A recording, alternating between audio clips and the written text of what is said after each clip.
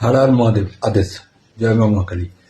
দেখুন, একটা কথা বলি যে শত্রুবিহীন কোনো মানুষ হয় না বর্তমান পৃথিবীতে, এবং আগেও তাই ছিল। শত্রুবিহীন কোনো মানুষ হয় না। তো সেই জায়গাটায় দাঁড়িয়ে বলতে গিয়ে মনে পড়ে যাচ্ছে যে এই গেল যে 18ই ফেব্রুয়ারি, এই 18ই ফেব্রুয়ারি থেকে 3রা মার্চ মানে দোল পূর্ণিমা, এই যে কটা দিন, এটাকে বলা হয় অলা অষ্টমী। ঠিক আছে? এই অলা অষ্টমীটা একটা এমন আমাদের তন্ত্রশাস্ত্রের অন্তর্গত যে সময়টাতে বিভৎস রকম তন্ত্রোক্ত ক্রিয়া প্রয়োগ করা হয় বিভিন্ন রকম লোকের উপরে। সেটা মারণ, উচ্চাটন, আকর্ষণ, বশীকরণ, বিদ্বেষণ, সমস্ত কিছু হতে পারে। ঠিক আছে? তো সেই জায়গাটায় দাঁড়িয়ে কিভাবে করা হয় সেটা ছোট্ট করে একটু বলে দেব। তো সেই জায়গাগুলো থেকে আপনারা অতি অবশ্যই সাবধানতা অবলম্বন করুন। বিশেষ ক্রিয়া করা হয় যেটা, সেটা হচ্ছে সাদা মিষ্টান্ন জাতীয় কোনো দ্রব্যের মারফত দিয়ে এই নোংরা কার্য, অর্থাৎ আমি যে সমস্ত বললাম, আকর্ষণ, মারণ, উচ্চাটন, বশীকরণ, বিদ্বেষণ, স্তম্ভন ইত্যাদি, এইগুলো করা হয় সাদা মিষ্টান্নের ভেতরে সমস্ত কিছু প্রয়োগ করে কোনো এক ব্যক্তিকে খাওয়ানো হয়। ঠিক আছে? এবং যার ফলে তার জীবনে কিন্তু অতীব ভয়ঙ্কর বিপদের দিন নেমে আসে এবং তার বিপদ হতে বাধ্য। তা এই সময়টায় দাঁড়িয়ে আমি কতগুলো জিনিস আপনাদের বলে দিচ্ছি।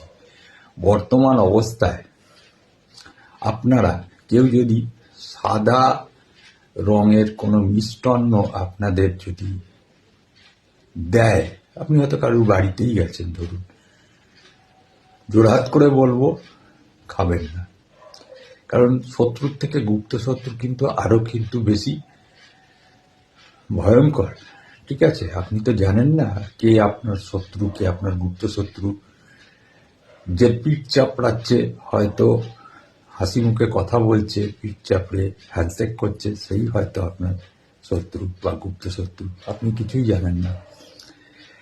এই সাদা রঙের মিষ্টি কেউ দিলে খাবেন না। কোনো আপনাদের বাচ্চাদেরও বলে দিন, কেউ যদি সাদা রঙের মিষ্টি ইত্যাদি, সাদা রঙের কোনো মিষ্টান্ন জাতীয় দ্রব্য আপনারা কিন্তু এই কটা দিন একদম কারুর হাত থেকে খাবেন না।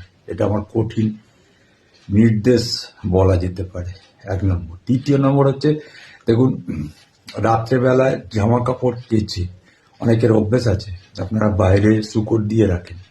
সেটা বাচ্চাদের জামা কাপড় হতে পারে, আপনাদের নিজেদের জামা কাপড় হতে পারে, পরিবারবর্গের। এই কটা দিন কিন্তু একদম বাইরে এমনিতেই জামা কাপড় রাত্রিবেলা শুকর দেওয়া উচিত না। ঠিক আছে? এই কটা দিন একদম শুকর দেবেন না, বাইরে ফেলে রাখবেন না, ঘরে তুলে রাখুন, ঘরে শুকর দিন। আর যেটা বলছি, 3য় নম্বর, সেটা হচ্ছে যে রাস্তা দিয়ে চলতে চলতে হঠাৎ দেখবেন হয়তো লেবু, লঙ্কা ইত্যাদি পড়ে আছে, বা তেজপাতা, লঙ্কা, বা সিঁদুর মাখানো কোনো জিনিস, মানে সিঁদুর মাখানো কোনো পয়সা, টাকা হয়তো হতে পারে, 100 টাকার নোট, 200 টাকার নোট। এইগুলো কিন্তু খবরদার ভুল করেও কিন্তু তুলবেন না। 2য় নম্বর হচ্ছে, দেখুন, মহিলাদের ক্ষেত্রে যাদের ঋতুস্রাব হয়, আপনাদের সেই ঋতুস্রাবের সময় যে আপনারা যে মানে প্যাডটা ব্যবহার করেন, সেই প্যাডটা কিন্তু ফেলবেন না, ফ্যাটে ফেলবেন না।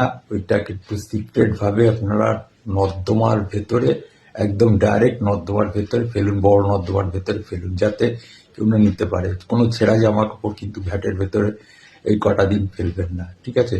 নখ, চুল, দাড়ি কেটে এমন জায়গায় ফেলুন যাতে মানে কেউ না সেখান থেকে সংগ্রহ করতে পারে।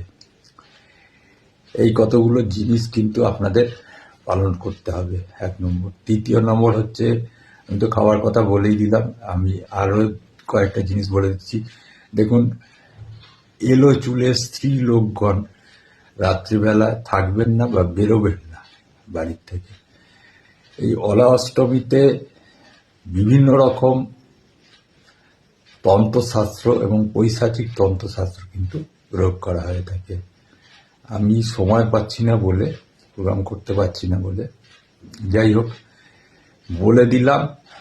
আপনারা অতি অবশ্যই সাবধানে চলুন, এই কটা দিন দোল পূর্ণিমা অবধি চলুন, আর একটু মেনে চলুন, ঠিক আছে? মেনে চললে পরে হয়তো আপনাদের মঙ্গলই হবে।